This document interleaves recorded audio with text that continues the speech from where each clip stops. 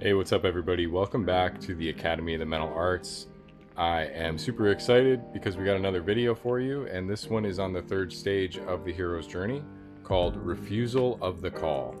So if you guys have been following the channel and following the series I've been doing, we've been breaking down the 12 stages of the hero's journey as they particularly fit within the curriculum here at the Academy that is meant for progression in mental health. So, super excited because stage 3 is a very pivotal point in the hero's journey for the unrealized hero, which is yourself on this journey through the curriculum. And one thing that's unique about this stage is the word hesitation. So, if you were watching the first couple videos, you know that the very first stage was the ordinary world, where we had talked about the comfort zone and gaining awareness and mindfulness of comfort zone, and you were able to figure out that the borders of the comfort zone that you're in is fear. So where fear is the line of where your comfort zone is, and it's also usually what is the line to what is known to you versus unknown, what is comfortable versus uncomfortable. So honesty is the first principle that we need, because honesty allows us to see the patterns in our behavior, in our thoughts, and in our emotions. So using mindfulness, which is honesty, we are able to open up our eyes to be able to see when opportunity and fate and destiny calls to us, which comes in the form of the second stage, which we've learned was called the call to adventure. So the call to adventure is very, very important to be able to realize, and you can't see it if you're stuck in denial and if you are choosing to remain in the comfort zone. Comfort zone could be something that keeps you stagnant, keeps you stuck, because while you're in a comfort zone, you're not growing. And that's why this call to adventure is a call to challenge yourself on the deepest levels. So the call to adventure shows up differently to each person, right? Because each person has their own adventure, their own perilous quest that their soul beckons them to go down, and in order to escape the ordinary world. So in the hero's journey, it's broken into two different sections. It's the ordinary world and the special world. So the ordinary world, that's the comfort zone. The special world is represented in a lot of different movies, books, as being another place to go to, but it's actually psychologically representative of the subconscious within you. So the conscious mind, the known, and the subconscious or underconscious, because that's what subconscious means in etymology, in the origin of the word.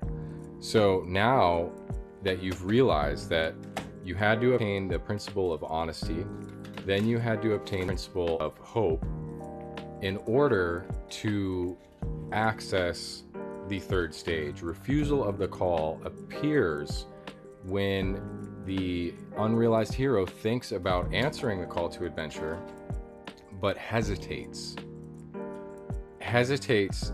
at the idea of leaving their ordinary world and going on a new adventure within the mind, within the body, within the spirit.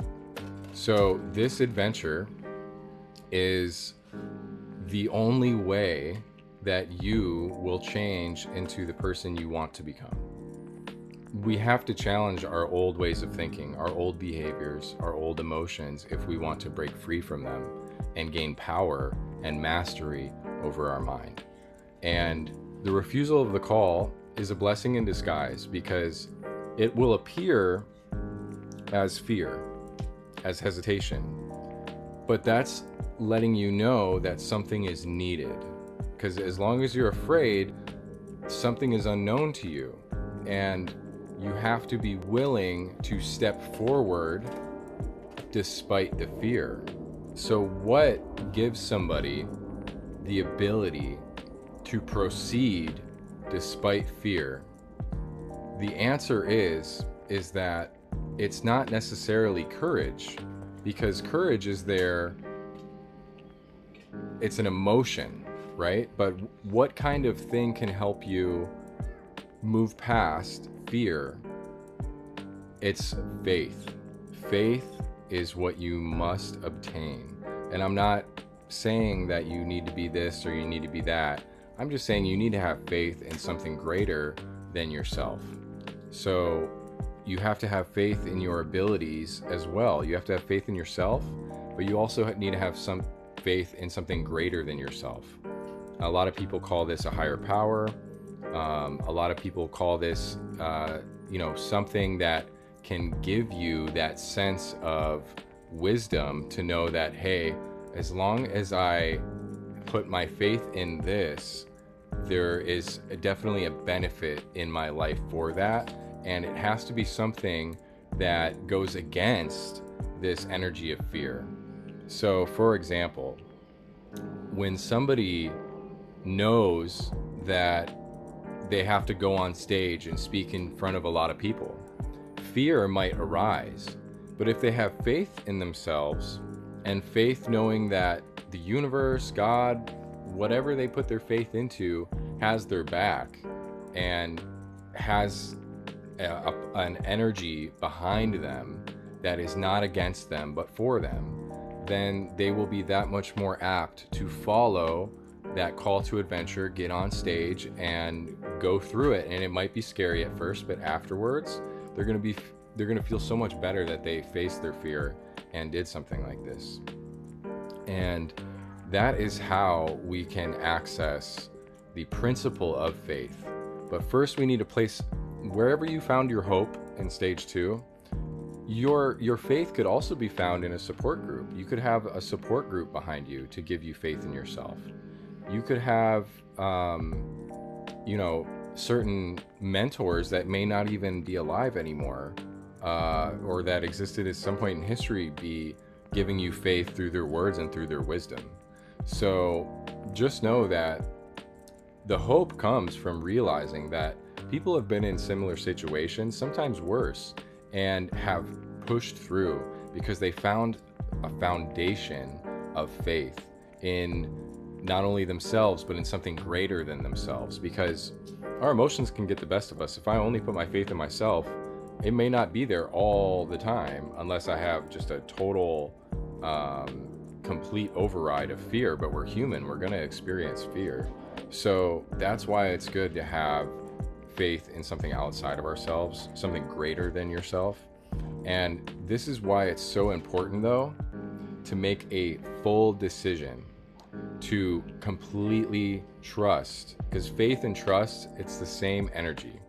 If you put complete faith, complete trust in yourself, and complete faith and trust in your thing that is greater than you, that gives you power, then completely do it. Because if you don't, you're going to be stuck in refusal of the call, in the hesitation stage, and you will never move past your fear. Your fear will control you. It's a freeing feeling to move forward despite the fear that calls you to hold you back. So this is the first part of this, because there's so much to say about fear and what energy fear really does, or where it comes from. So this is just the first intro video to Refusal of the Call. I'm sure you guys have seen plenty of movies, read plenty of novels where you have seen the unrealized hero hesitate before answering their call to adventure. And that's exactly why, because it's a necessary stage for us to realize that there is a sun behind the scary clouds that are blocking the sun out. There's still a sun there waiting to bring the light, bring the awareness that we may not see at this stage. So super excited for you guys to be here. Thanks for joining me on this first introductory video on Refusal of the Call in our Hero's Journey 12-part series here at the Academy of the Mental Arts. Of course, I'm Tim, the headmaster at the Academy. Thank you guys so much for joining me again, and I will see you next time on our journey into the unknown. See ya.